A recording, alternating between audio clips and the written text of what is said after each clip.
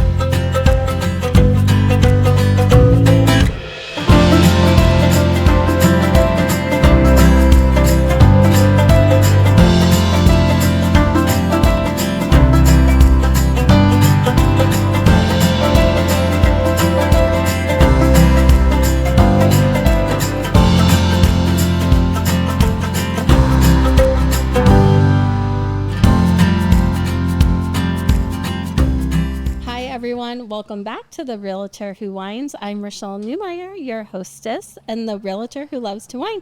Today we are in Independence, Oregon with Tasha and Kevin at their B&B, and I can't wait for you to see it, especially if you're watching on YouTube. If you're listening, please check out social media and YouTube to see how cute this place is. But thank you so much for having me. Cheers to you. Cheers. Thank you for being here on this Friday. Cheers, Kevin. I don't dare. Cheers. Short arms. Cheers to that. Will you? I know, it's so good. We're drinking yummy. Fox Farm Pinot Noir today. One of my faves. Yes, me too. Fox Farm is in Dundee, Oregon. So if anyone's out in the Dundee area, definitely stop by and check him out. Foxy, we've been there many times. Yeah, so good. So I'm Tasha Brandon, wifey, extraordinary entertainer. I don't know. Mortgage lender. I don't know. Yeah. All the things, all the hats. Exactly. And I'm Kevin Kryger, and I am Tasha's husband and Hubby. owner also of the Cooperhouse, which we're going to talk about. And I'm here for the entertainment also. Yeah, and I'm Rashelle, and I'm here to be entertained. So it works out perfect. 2 entertainers and an audience member. I love it. Talk a little bit. So we are at Cooperhouse. Talk a little bit about your journey. Was this your first investment property purchase, or what kind of led you this way? So we call this the COVID purchase. Yeah. I know a lot of those. Yeah. And there's COVID honestly, babies, COVID pets, COVID houses. It really fell into our lap. We know several people in the area. This house had been on the market 6 months prior to even noticing it. And we weren't looking for something right here, but we did purchase a house right around the corner. Another old lady. She's 1870. Oh gosh, she's a really cute house. And one of our friends just came up to this door, knocked on the door and said, "Hey, are you willing to sell to these people?" And so it just started this conversation, and we weren't looking to buy 2 homes on the same block, but We did. yeah, that's how most journeys happen. You're like, I didn't mean to do this, but here we are. Yeah. it was radically different than what it looks like today, but it's still the same house. This is one of my favorite places, and I'm so glad you wanted to do the interview in this room. Yeah, this really does. We're on the front porch, covered porch, and it's so lovely. It is. Just watch time go by. Yeah, type of place, but. And then it just, it was an Airbnb, and then it's just kind of morphed into this B&B business model. We're having fun with it. Was that the goal? So when your friend knocked on the door for you guys to purchase it, were you looking for a short-term rental? We had actually, the backstory on that was, and this is why I think it's kind of funny that we are in the situation we are. We actually had an investment property. It was a rental in Albany, of all things. We had sold that. And I'll never forget the day that Tasha turned to me and said, I don't want to ever be a property manager again. I don't want to ever own another rental again. I don't want to do any of this Famous again. last words. And next thing you know is about 6 months later, here we are, in the Cooperhouse. Not only did we have one, but we've got two, properties. So, historical homes. Yeah. So registered historical homes. So I guess I'm a good husband that way. And I was like, okay, honey. So whatever. Patient. And originally it was the dream, or kind of our vision. There was going to be in Tasha's 5-year retirement plan is the way, this it all come about. And so I said, okay, we can make this work. And that's how that all started, kind of with that vision. But then within the last, 9 months or so, life changes and career changes and all of that, I've kind of accelerated that plan to be a more formal bed and breakfast at this point. So, yeah. I love that. Yeah. And then talk a little bit about the second property. Did that happen like right when you were purchasing this one, or was that like a few months later, a few months before? It was 1 month before. Okay. So the house around the corner was a house that could not be lended. It was not lendable. It was in dire straits of some TLC. So we were fortunate enough to be in a position where we could, and some creative financing, to buy it with cash. And we thought, okay, this is going to be our place. We're gonna do this as an Airbnb or something around that, something around there. And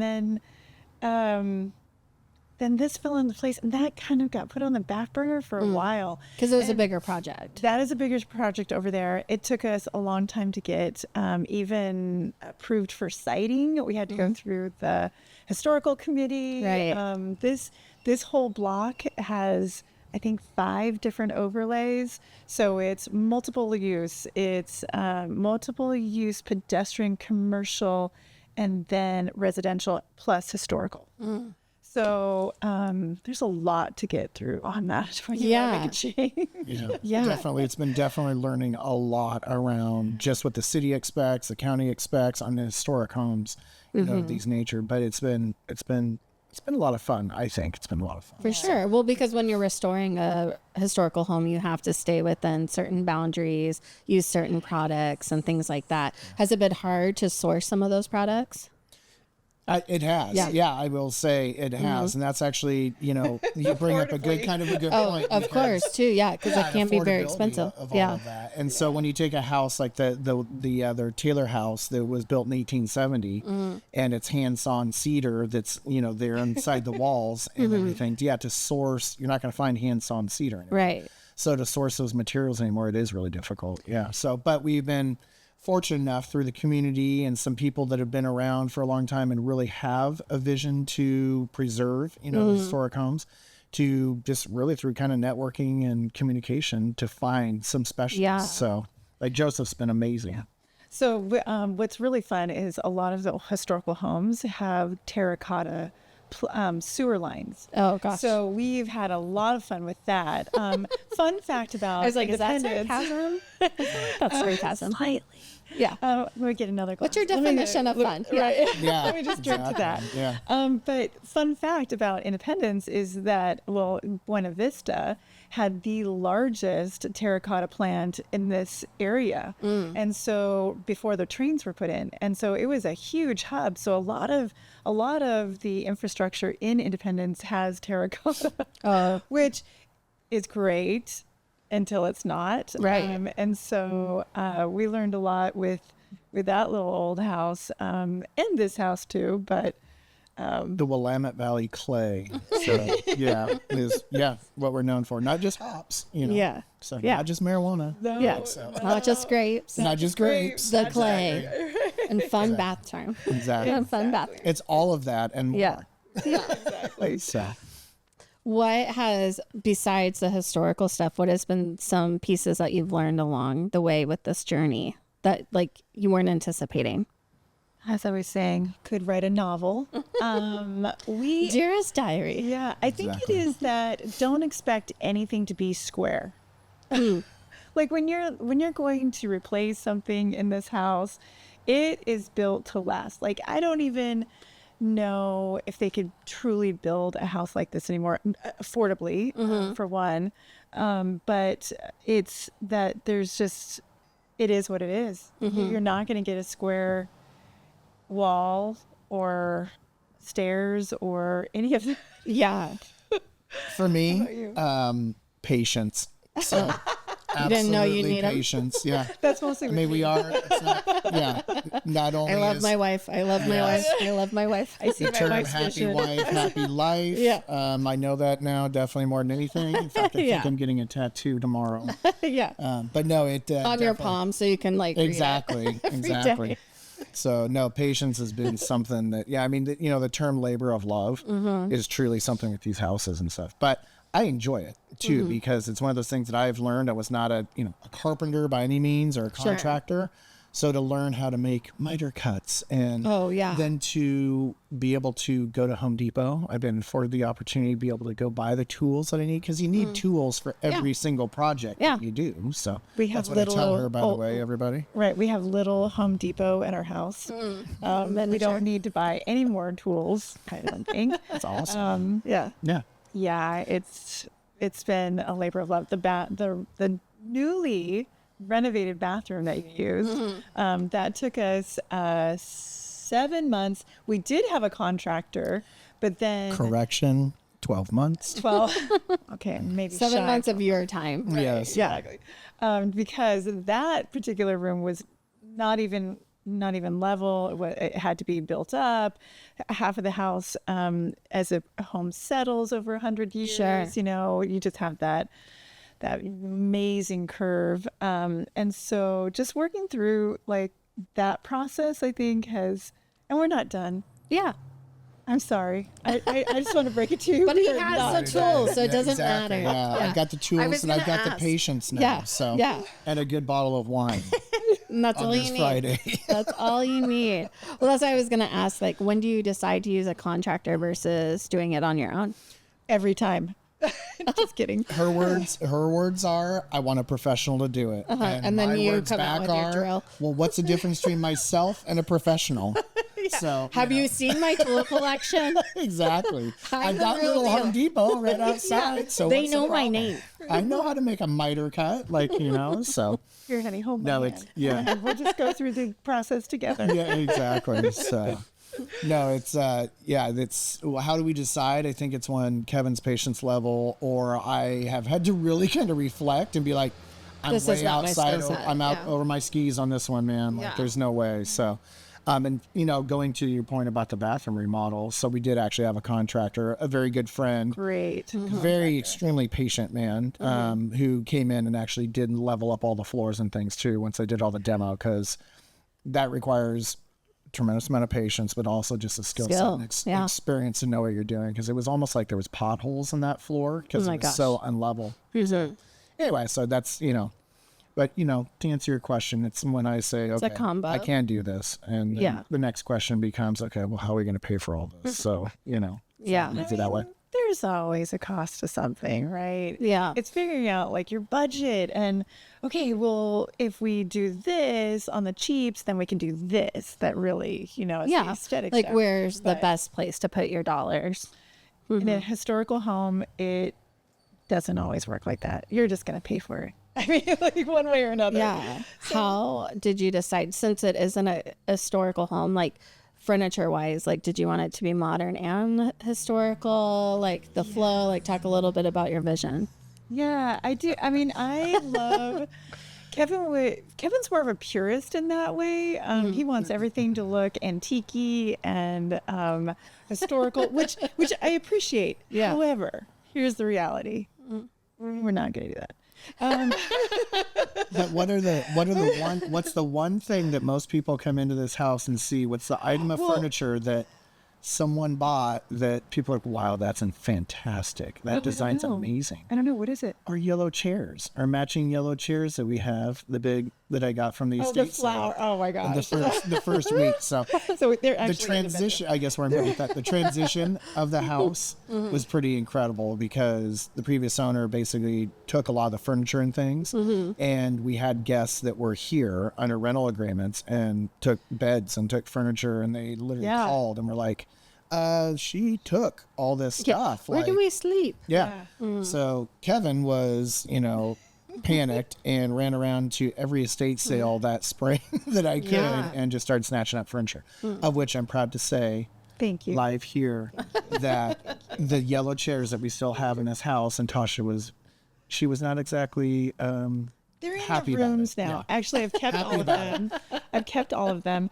But I do think that a level of contemporary, like if you look at the furniture in here, it's contemporary, but it's also a little bit of, it could be any kind of period piece. Sure. Classic styles. I love that. You did see the red couch. I could not walk away from that. Yeah. That had to be in the house.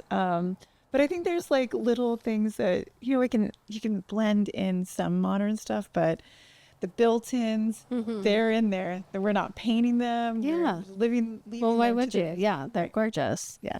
And there is every single piece of lead glass, which was pretty amazing. It's all intact. It's all original. Yeah. Which is, you don't see that very often. So we feel pretty lucky that we got this house. And you'll appreciate this, when you're working with home inspectors on old houses, it's like, oh, This has got to go. This has got to go. Yeah. we need to. Our home inspector was like, this is the cleanest historical home I've ever seen. And we're like, dang, we wanted to negotiate. Oh, I thought you'd be like excited, like not as many repairs. Yes. No, and we were really excited. Yeah. And a lot of like knob and tube. We were afraid of that. Sure. Right? Nope. Everything had been done. It's all modernized in that way. So we did get really lucky, but we have so many fun plans for this place, because in Independence, there really isn't a lot of event places where there's a house. Right. And especially downtown. So in addition to the house being here, we have the carriage house, and we have what's called the chicken coop, which are the equal size. And so the coop is actually going to hopefully be a little whiskey bar. Oh, yeah, that'd be cool. Little whiskey bar. I'd love that. Yeah. And then the carriage house may just be another place for people to stay overall. So, I mean, we have big plans. Yeah. We've got some time. I don't know. Talk for anybody that's never been to Independence before. Talk about why it would be a great weekend to like come stay here and like what there is to do around here. Do you want to go ahead and take that one? Or Well, first of all, it's in the heart of any direction you're going to hit a vineyard. Like any direction. Yeah. I think we have Close. It's too, close to within 20 minutes. just outside Independence. I think we have like close to 175 vineyards just in the local area in the southern Willamette Valley. So, Yeah. of which one of them is Red Gate, or what was Red Gate, which is less than Yeah, 2 it just miles away. changed, yeah. It just changed. So yeah. So that's a huge advantage. And then the other advantage is we're right here on the Willamette River. So during the summer months, a lot of kayakers and river goers and people that just want to swim and stuff, biking, hiking. I guess we've had some hikers and stuff hike the river too. That's all there. And then just the cool thing about Independence is, you want to tell them about, summertime?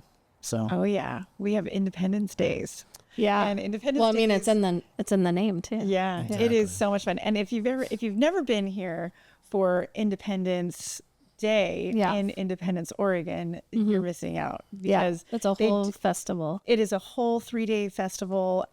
This year was the last year that the city was putting it on, so it's going to be it's going to be a lot of fun, because they did privatize that. So I think that they're going to keep up the tradition. It's a lot of fun, and there's a locals day that everybody comes out in the Independence, the main park, and they do the mini marathon. Yeah. and Well, it's just a lot of fun. There's a lot of great history here too. Yeah. well, yeah, the history is incredible, but we can talk about that because there's so much, history, but also during the holidays and things too. It's the city will actually put up string lights and everything. So the whole downtown is all lit up, and it's all very quaint and very festive, for the holiday season too. So it's great. Oh yeah, and if you are in the area, because you said this is going to be in December. Yeah. right? This episode will be in December. All right. So the train stop, which is now the 2nd Street property that we have, it's the train stop at the Taylor House. The Taylors were, that was their residence. So if you know Independence, the Taylor Fountain Shop that is on Main Street, the corner of the three-way stop, the sign is still there. But we are doing a Christmas market there. Oh, fun. And so really just, wanting to get people together. It's near the theater. It's just such a great area for that. But there is a lot of history within that property. Well, and if you stay here too, everything's in walking distance. I mean, the wineries you got to drive to a little bit, but you have a cafe right across the street. There's coffee down the street. There's great restaurants. Yeah. There's a distillery. There's a tap room. Like, there's a lot to do. I think I was saying this earlier, that Independence is just so under the radar. I don't think everybody realizes what it has going on over here. There's a lot to do. Yeah, and the Willamette Valley Tourist Association is really pushing for, to bring people out to, from areas 50 miles away, sure, and more, and just bring them in. Yeah. And how do we get people to see this cute little place? Yeah. I was actually just asked the other day about, guests. It's like, where are people coming from? And a lot of people naturally would think, oh, they're just coming from Salem or, local area. And we've actually had guests from New Jersey, Chicago, all across the United States. Yeah. Actually, Florida, there was some guests. And then, we have people that come down into wine country. We've had people come over from Bend, Central Oregon, that are here for the weekend, just enjoy, kind of wine country in the valley. So it's really nice. And that's one thing that I know that I definitely enjoy, and I think you do too, is getting to know, the folks that stay with us, here at the house, because we're really trying to kind of, going back to the, the vision of this, is create an experience for people. It's a more of an upscale kind of experience to where when you walk in, you feel like it's home, but you feel like, we have a natural wood fireplace that during the, the middle of winter, all light. And so it's like, oh my gosh, it's cozy and comfortable, and do that in the middle of winter. And then in the summer, of course, it's like, well, it's just nice. And Kevin and Tasha are nice people too. Well, yeah. I like to travel Kevin's where nice. I'm like a sneaky, I like to pretend I'm a local when I'm traveling. So I love staying in places like this, because then I am in the heart of town. I can walk around like I'm a local. And I think a lot of people like that too. It just feels like a home away from home kind of a thing. Independence kind of gives me, like, if you love the show Gilmore Girls, this is like that kind of town where it's like all the people that live here and work here know each other, but they're very welcoming, and it's just so sweet and quaint. I love it. Yeah. Yeah. And it's kind of fun. We have no televisions in the entire house. I mean, people bring their laptops and they have Wi-Fi here and everything, but there's no televisions. It's so quiet that sometimes you don't even know if anybody's here. Do you ever get feedback about that, the no televisions? Because at our beach house, we only had a television in the living room for like the evenings or whatever, when you're cozy by the fire. And we got some feedback like that people were upset that they weren't in the bedrooms. And my family was just like, why would you watch TV? You're at the beach. But other people are like, well, I fall asleep to the TV. But I'm like, to your point, I was like, well, put your laptop on or your like iPad. Yeah. But so we had to put TVs in the bedrooms. We've thought about putting it down here in the common area. I think, just for we were thinking about having events here also where you could use like a projector. You could use the projector, or you could use the screen to do a presentation or something. And then we just kind of like, but then there's a TV. So the feedback, I don't think ever we say that there are no TVs in the house. I mean, it isn't that we keep that quiet, but I don't think we've ever had any complaints. No, because most people come out here. Yeah. They want to sit on the porch. And or they're here to do something too. They're watching, as you said, laptops or their iPads or whatever. They're just going to watch and stream from there. So we haven't really had any feedback that it's been a problem. Well, and in this space, it's a shared space, so there will be different guests in different rooms because it's a B&B versus like our space is a whole house. Yeah, a short-term rental where like you get the whole house, but still, And actually, when we have had any of that feedback, it's been when someone we do a whole house, rentals too. So we actually had a group of local business and their entire like leadership team come in. Oh yeah. And so they were asking about, hey, is there a TV to where if we can do a presentation, something like that. But that's really been about the only time. So that was kind of unique. So. You need like the old school one that they'd have in like high school where it rolls out on the wheels or something. The old double projector. Here's the projector. You just pull it down. Yeah, as you see here, this schematics. There you go. Yeah, you have to We're get going the old school. The old Yeah. films out on the big reels. Yeah, Chalkboard. that's so fun. Yeah, and just have somebody. Oh my gosh. That would be hilarious. Yeah. And Tasha, you can dress up and They're like, I don't know if you know this. an It's a era historical dress. house, so this is what we have. You can come out with a ruler in your hand. Like, here we go today. Yeah. Yes, we're just fitting with the period. You know, Yeah. Right. Yeah. Please rise for their pledge of allegiance. Exactly. There you go. exactly.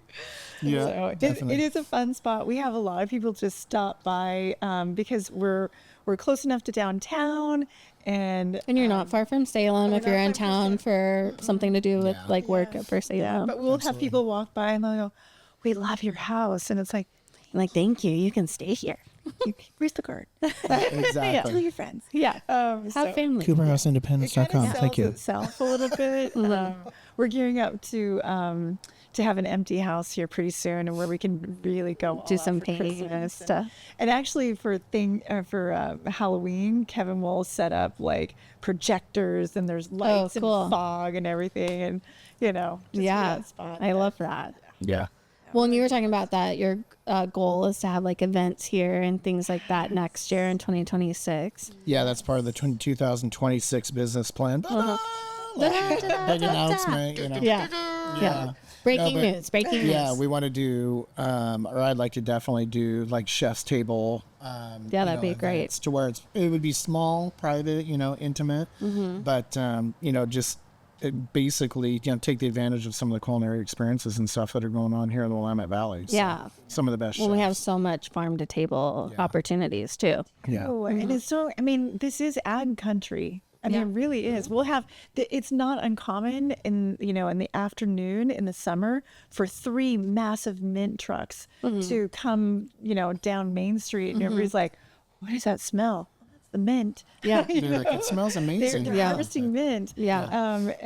But it is really nice to have that farm to table. Like, the Saturday markets, they have so many like farmers there. Yeah, and the variety. That's what's so cool about the Willamette Valley is we have the climate and the weather to grow a variety of produce. So it's not just like, no offense to Kansas, I went to K-State, but like, so corn and wheat is like pretty much the climate there. But here, like you'll have all the berries, you'll have mint, you'll have hops, you'll have grapes, like all the stuff. So It's one thing sugar is beets. unique to the house too, and I pride myself on this because Tasha doesn't necessarily like to garden, but we have 2 or 3 major, God you do. not major, but we have grapes, Concord grapes outside, and we actually thought when we first bought the house, I was out there, I'm like, what's that smell? It's like, oh my God, it's grapes. And I was like, are those Pinot grapes? Like, oh my God. I was like, we You're just like, hit the no, jackpot with cheese. it. And it was like, oh, those are Concord grapes. But the Concord grape juice that we get out of those, we got it sitting at the other house. It's amazing.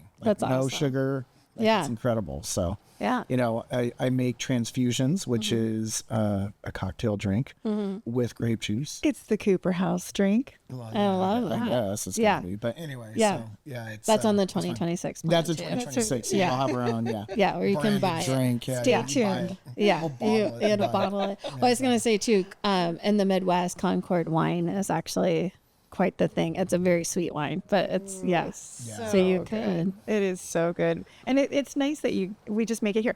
There will be people that will walk down the sidewalk and just pick the grapes as we walk down because they know it's been here for 100 years. Yeah, It's weird. Tasha's always like, "What are you doing? Why do you not have shoes on? And what are you doing in a big bucket and wine barrel in the backyard?" I'm like, "I'm doing a crush." yeah. I'm doing Hello, a it's total harvest, crush. honey. Like, I'm "Hey, harvesting. It's harvesting. We've Come on. boiled all the toy. That would actually be really cute social media as you doing harvest. Oh yeah, just Yeah. out there crushing. Yeah, Yeah. my feet. Yeah. That'd be incredible. Yeah, Yeah. Just a very I Love Lucy episode with the two of That's you. kind of and like these some Concord grapes. that's like some OnlyFans stuff. That'd be kind of weird. Like, like what? Hey, what? income's income. Yeah, Yeah, we're trying to pay for these pipes. yeah, there you go. Exactly. Come on, come here. Stopping of the grapes. So, but that's been definitely a lot of fun. So, Do you want to talk about the name Cooperhouse and like where that came from and the history a little bit? Yeah, you go ahead. So I've done a little bit of research, and so J.R. Cooper was the proprietor here in town. So, and he ended up building this house, and it was built originally in 1910 when he built that. he didn't pass away in the house, but he ended up, he was just a prominent businessman, and his cousin was actually J.S. Cooper. I've come to find out. I used to think it was his brother. But I mean, it's a beautiful home, and he passed away, I believe it was like 1937. So years later. And yeah, that was really kind of the history of, he owns several different buildings in town here in Independence, one of which was, I believe it was a brick factory that was down by the Willamette. And either that or the brothel. I'm not sure. Maybe well, both. he had several. One of the buildings he owns, I know for sure, has now been converted into, it's that the church that's in town, Community Church, which was a bar, I guess, back in the time. Independence was, at the turn of the century, was kind of the swinging place. So as far as his Monmouth was always dry, that was always a dry town, right? And but Independence, I guess, had a brothel here until like the late 70s or early 80s is what we've heard. Some of that's rumors, so you know. But yeah, so that's really kind of the Cooper family. We actually had someone come out from Kansas, your neck of the woods, that was like, hey, as part of the Cooper family, I'm doing a genealogy study and all of that. And, Interesting. And I think we would love to stay at the house if we could. And she, ended up coming out. We kind of shared some stories about things that were going on. She's like, I guess the entire Cooper family that name was pretty vast. Oh, interesting. But it didn't turn out that J.R. Cooper and that lineage was, associated with her at all. But yeah, so that's still cool though. Yeah, it's really cool. And I mean, that's one thing I love about this community again, is there's some folks that have been around part of this community for 50 years, that grew up here, still live here, and just understanding that historical aspect of things, because there's so many stories. There's so many different, and it's really kind of neat, to understand that strong history. Kind of. And at one point, cool. I don't know if you knew this or not, Rashelle, but so the Hops Festival, the Heritage Hops Festival that Independence has, the Willamette Valley, or Independence specifically, used to have 40,000 migrants and people come work the fields in the hop fields at the turn of the century. So the train would come right into town. People from the coast, Central Oregon, would all come out here and work on the hop fields. So like 40,000 people. That's a lot. Town. So it was a happening place. It still is a happening place. Yeah. Absolutely. Can I mention where you just came from? Sure. They had a lot of history. Yeah. That place was the arena. We were just at the, we recorded last week's episode at the Arena Sports Bar here. And they have a lot of stories. Yeah. They're part of again, we're recording in October, but this will be live in December. But there's a ghost walk tomorrow here in town of all the different places and the history of places and things. And that is so fun because they dress up in the period that they're telling the story. Yeah.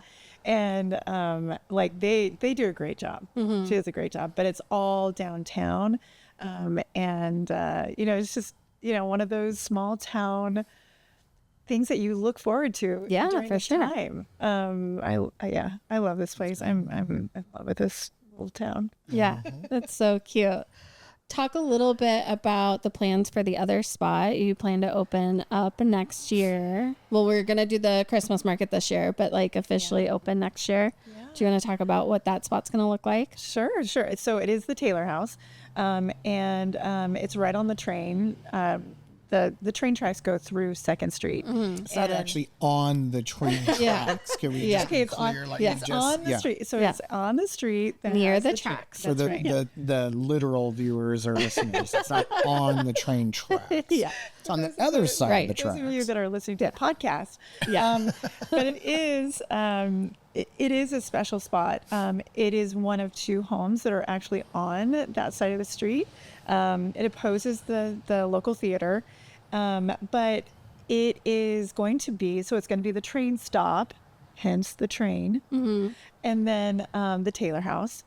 But it's going to feature upcycled home decor and furniture, along with local artisans, soaps, and jewelry, painters, all different types of artistic medium. Really just capturing the local artisan vibe. Here, because there are a lot of artists here, and you'll see them at the Saturday markets. But they, to have one place, that's kind of expensive for some people. So my idea has been to have a place where they can feature their work, they can sell it, and they can at least show it, year round too, because the Saturday markets and the farmers markets, those are normally seasonal, so you're giving them a spot to be year round. Yep, Absolutely. And so it'll be a place where you could do workshops such as wreath making, or I have a florist that has a farm, and so in the summer and spring and all of that, even the fall, we could be doing, some flower workshops, and just having a place that is downtown, easy to get to, lots of parking, but that it captivates the historical vibe as well. Because she's really old. She's 1870, as Kevin said. So Yeah. she's a little colonial. Do you know, I know that you've done a little bit of history research. Do you know what the oldest building is in Independence? I don't, but I know that It's that like, that's house gotta is be one of them. Yeah. Is one of them. Yeah. So a lot of the houses specifically have moved around, off the blocks. They've been rolled into place to where they currently sit. But yeah, I'm not exactly sure which the oldest, oldest home is, but it's up there. Yeah, for sure. There. A lot of the homes that are still standing down here, if you go a little bit south, obviously north, they're around the same period, like 1870s and early 1900s, and they all fall in the historical reservation area. Yeah, But for sure. It's nice to see the town is still growing too, and small businesses are coming in across the street. There, like you said, there's the cafe, there's the barber, there's little home decor place too. So Yeah. Lots of cute little shops. As a realtor, I have to ask this question because you're a lender. For anyone that's thinking about doing like a short-term rental or the investments that you've done, what is something that they should be prepared for as far as the lending side goes? Like you said, the Taylor house was not fundable so that had to be a cash purchase. it did. If you're thinking about doing something like that, you have to look and see what the business model you're trying to achieve. If it's Airbnb, which is a branded third party, that's great exposure. It depends on the location. Here in Independence, there's still a need for rentals, but I think it's we got lucky because the interest rates were low. The interest rates are coming down, and there's more favorable opportunities to buy investment properties than there ever have been. Yeah. And so whether or not you're taking something that is now is already an investment property is a lot easier than trying to convert something That wasn't. that isn't. But I think that it's a great time to invest in real estate at any point. Sure. Honestly. Yeah. And there's ways, you can pull equity out of your existing home for not very much money. You can get HELOCs to help with the initial investments, your down payments. Yeah. But There's really, a ton of different programs, right? there is a ton of different programs. To help and investors. yeah, to help investors. And, I say always jump in. If that's where your heart is moving towards and you want to develop and start investing in that long-term wealth, we've talked about that for your kids, and maybe that is your exit strategy, right? When we were talking about investing, there's not a college not too far from here, and so we were talking about a lot of parents have started buying second homes as rentals while their kids are in primary school for when their kids go to college, so they can live there because it's so expensive to live in the dorms and on campus. Yeah. And then you can be renting the rooms out to other college kids. So, and also I agree with you, don't wait, because I know so many people that decide to wait and then they're like, well, I'll wait until prices come down or till interest rates come down. But ultimately the trends that we've been seeing is the prices are still going up.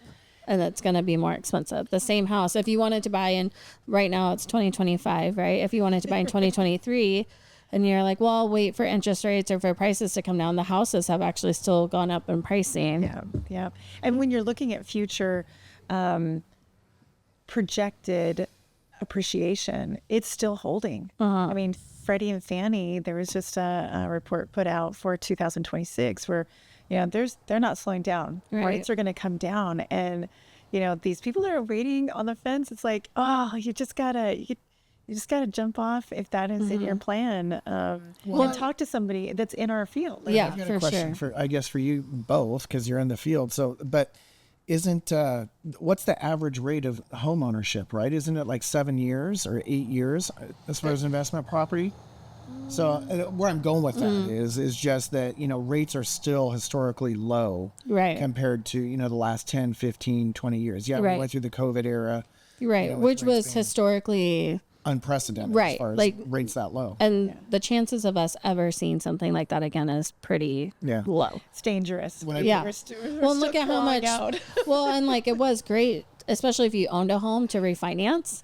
Yeah. But I was helping buyers during that time when they were bidding like 100,000 over. We wrote 18 offers. They were still losing on all these houses because everybody was in the market, and that's what's going to happen even right now. If we get back down to 5%.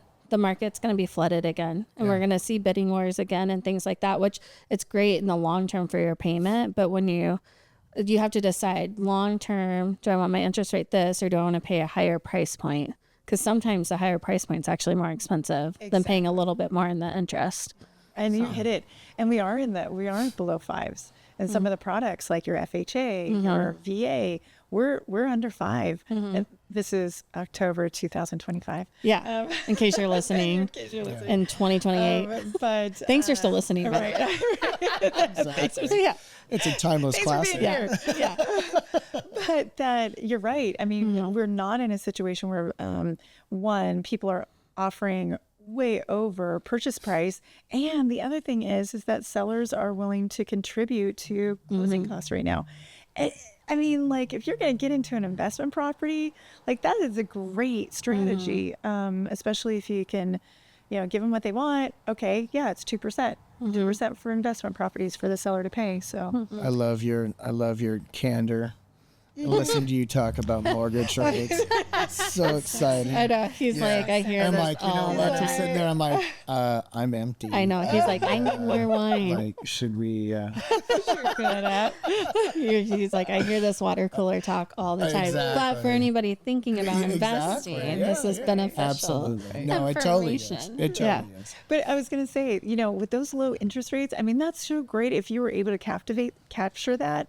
However, it's almost like golden handcuffs too, because you're so afraid to jump into a different property with this like super high interest rate. But you know what? You've probably built up a lot of equity since then. Now we're, heading 5 years. We're going into our 6th year coming up. You've got equity. So either pull it out or, What's the average as of, again, it's October 2025.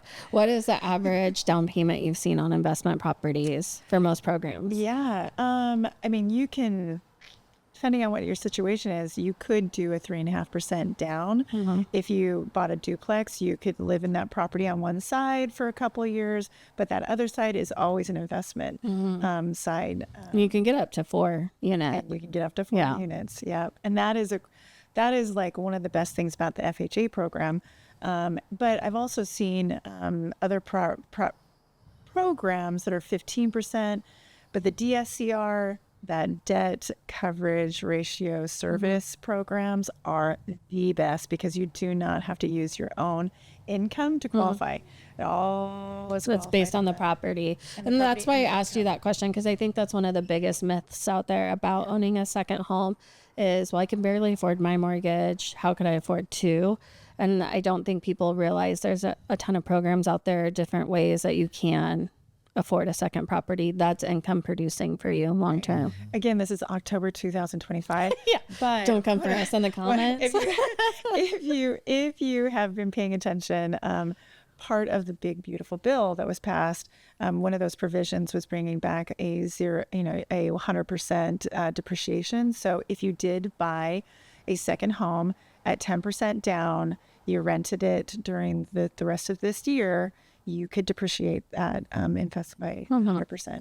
Yeah. Which is huge because that alone goes against your personal income. And so a little bit different than what this model is, where we're on a different schedule, but that's huge. Yeah. That's huge. So, I mean, I say buy This is October 2025. I say bye now. Yeah. Don't wait. 2026 coming. Don't wait. When they're back on next year, we're going to talk about this again, and the prices will be different. Things will be different. Yes. Yeah. How do people stay with you guys if they want to rent the Cooper house and they're come? Go ahead if you Oh, want. yes. So there's, well, no, let me go ahead. Let me go ahead. Sorry. I've been sitting really here can stay like, quiet. yeah, No, just kidding. No, but so there's actually a variety of ways. So we're on Airbnb as one channel. I think that's probably the most popular channel, VRBO. But then we actually have our website, which is cooperhouseindependence.com. And all you have to do is Google and go from there. Or you can, call us too personally at 50. Oh, actually, I don't even know our telephone number off the top of my head. Yeah, he's like, wait, let me think about that. Yeah, Click let on me the pull link my phone below. up. Yeah. Can I say click Yeah, on the link below? click on the link Yeah, below. we definitely will have the website Yeah. attached too. If this is a So- podcast, we'll figure that one out. Yeah. But But we set it up so you can book directly through our website. So that's what you want to do. Yeah, even on the podcast, there's a way to click a link too. Oh, perfect. So yeah, Nice. I will attach Perfect. you for sure. and that's and or just come and visit. Come visit Independence. We're on D Street and Main, and you can't miss it. Yeah, right downtown.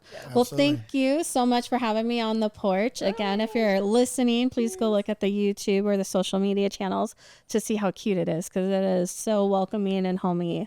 And I think I'm going to have to come stay a weekend for sure. Definitely gonna get to come and see Yeah, I'll We got a have. little, Perfect. we got a little gift for you. Oh, thank you. Well, cheers to you. Cheers. Thanks for being. I refilled it. Cheers. I know. Thank you. Appreciate that. Cheers. Thanks everyone for listening, and I can't wait to see you next week. Thank you. Merry Christmas. Happy New Year.